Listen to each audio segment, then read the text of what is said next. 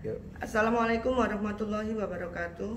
Pada kesempatan ini kita akan mempelajari persamaan dasar akuntansi. Agar kalian bisa memahami konsep persamaan dasar akuntansi ini dengan mudah, maka kalian harus memahami dulu apa itu aset, apa itu ekuitas atau modal. Aset atau harta atau aktiva adalah segala sesuatu yang digunakan perusahaan untuk melakukan kegiatan usahanya. Sedangkan modal, ekuitas adalah sumber aset yang berasal dari pemilik.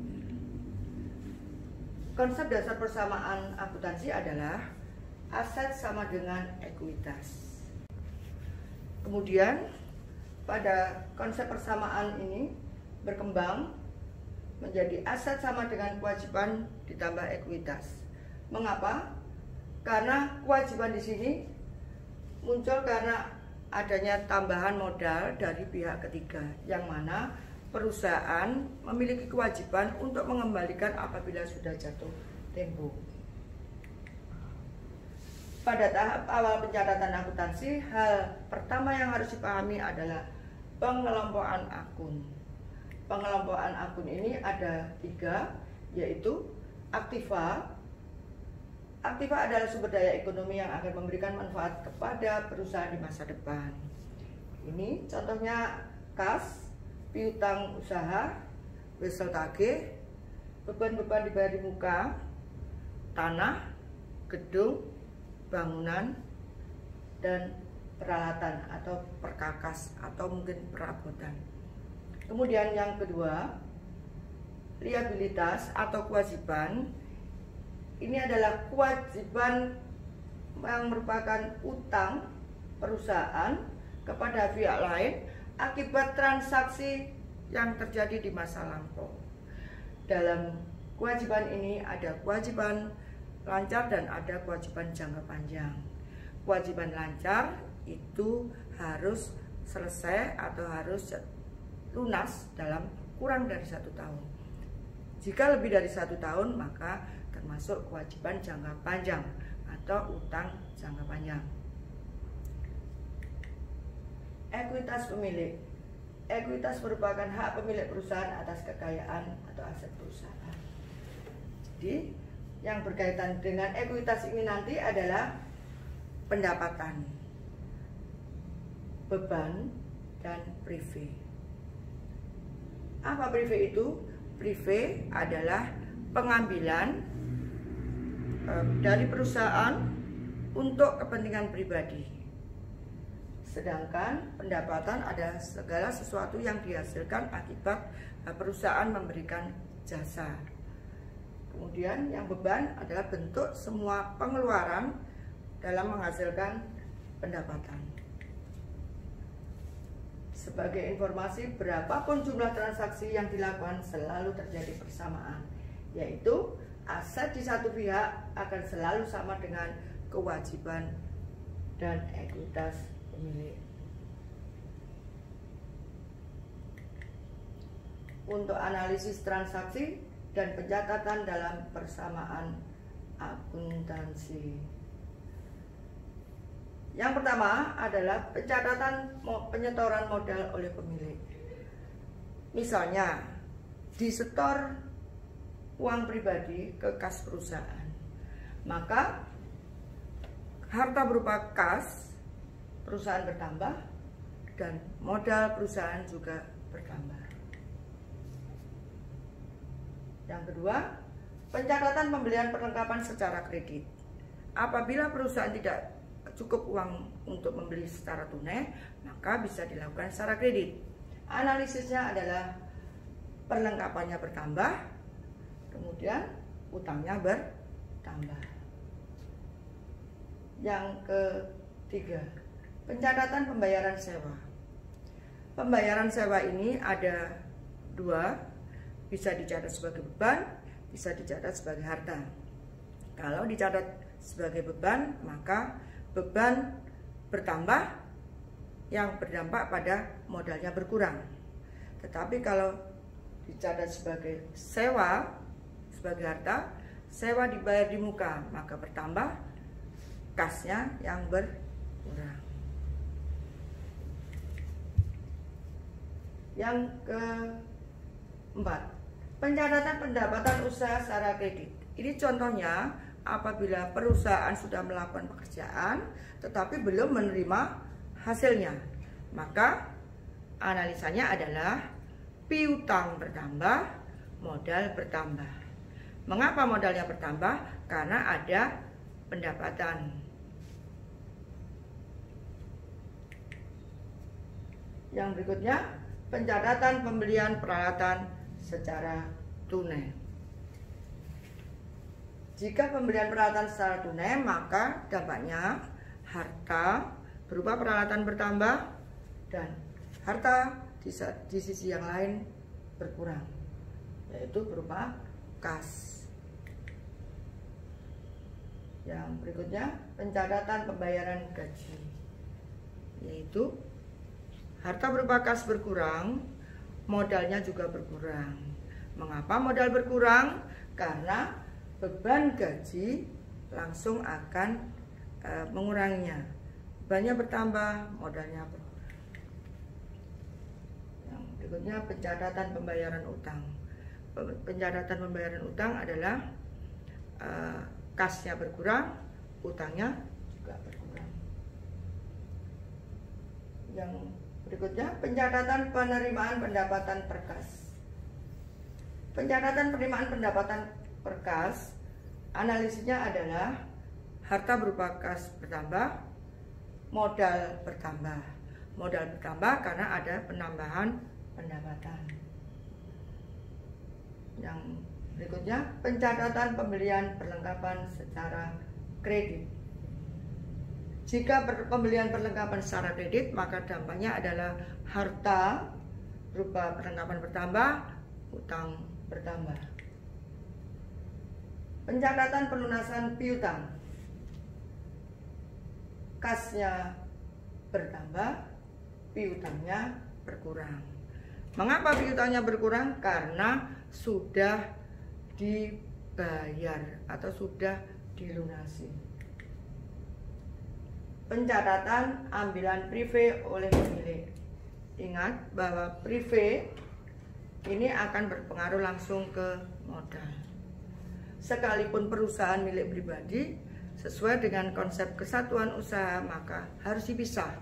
Oleh karenanya itu, harta berupa kas berkurang, modal berkurang. Tapi untuk privenya bertambah karena ada pengambilan. Pencatatan penerimaan pendapatan secara tunai. Analisisnya adalah harta berupa kas bertambah dan modal bertambah karena adanya pendapatan tunai. Pencatatan pembayaran utang per kas. Pencatatan pembayaran utang per kas mengakibatkan harta berupa kas berkurang, di sisi lain utang juga berkurang. Bagaimana kalau ada pencatatan hilangnya perlengkapan dari gedung?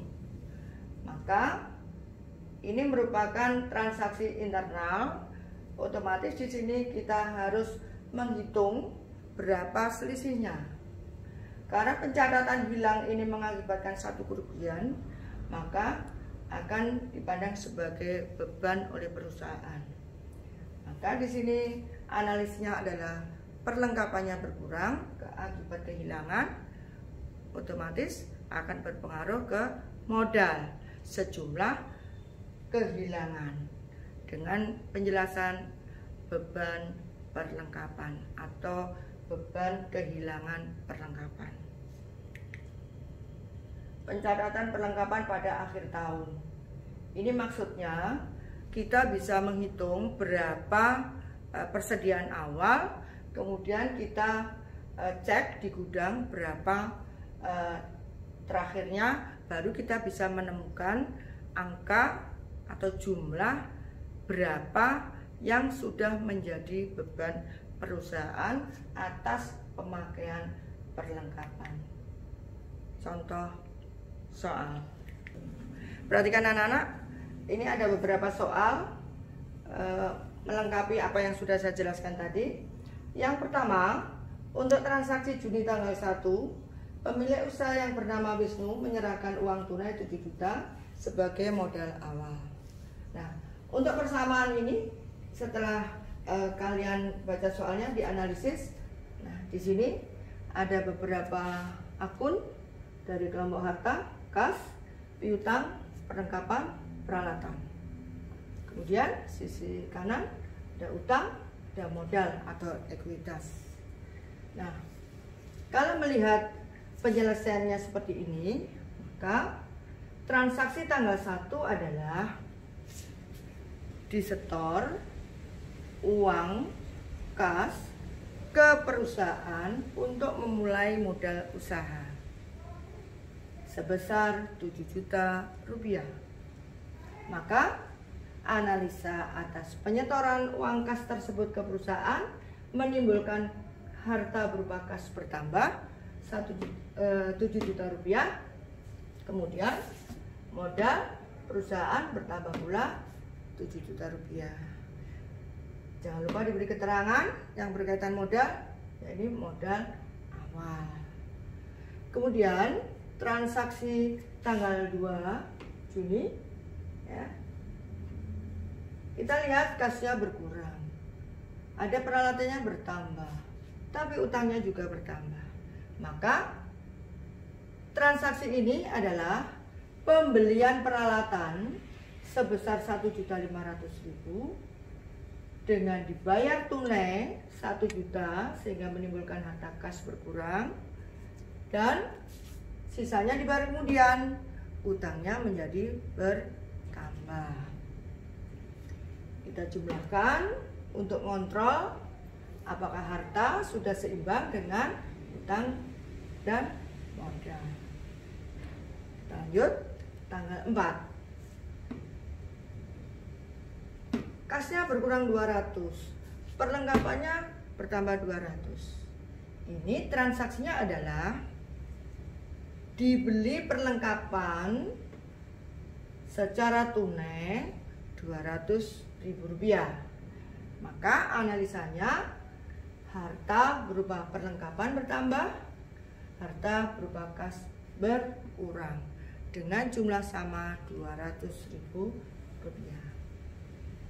Tanggal 6, harta berupa kas bertambah 250.000, modalnya bertambah 250.000 rupiah. Ini kira-kira transaksinya seperti apa? Kalau berkaitan dengan modal dan bertambah, pasti perusahaan sedang menerima pendapatan jasa.